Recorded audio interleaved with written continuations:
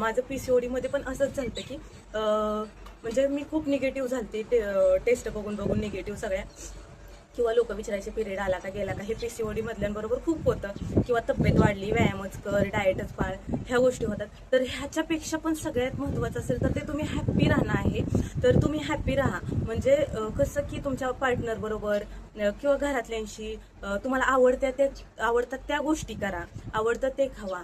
आणि स्ट्रेस घेऊ नका, कोणी काहीही बोलेल. टेस्ट वगैरे सगळ्या मी बंद केल्या करायच्या, आणि कुठल्या टॅबलेट पण खाल्ल्या नाहीत, कुठल्या डॉक्टरकडे गेली नाही.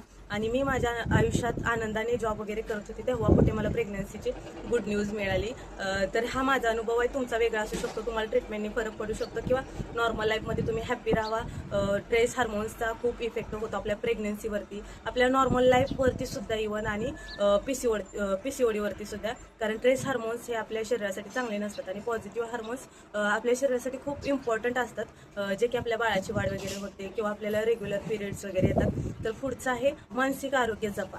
म्हणजे तुम्ही तुमच्या मेंटॅलिटीची काळजी घ्या. मग त्यामध्ये मेडिटेशन करा, म्हणजे स्वतःशीच बोलणं, किंवा आवडत्या ठिकाणी निवांत बसणं, जास्त दुसऱ्यांशी संवाद न करणं, किंवा आवडीचं वाचन, किंवा तुमची काही कला असेल तर ती जोपासा, आवडीच्या गोष्टी करत राहा. आणि दुसरं म्हणजे जर प्रेग्नेंट असेल तर गर्भसंवाद. आता तुमच्या बाळाशी बोला, म्हणजे 5वा महिना लागल्यापासून बाळाशी बोलायचं. आणि आता मला 6वा आहे, तर मी ज्यावेळेस माझ्या बाळाशी बोलते ना, मला खूप भारी वाटतं.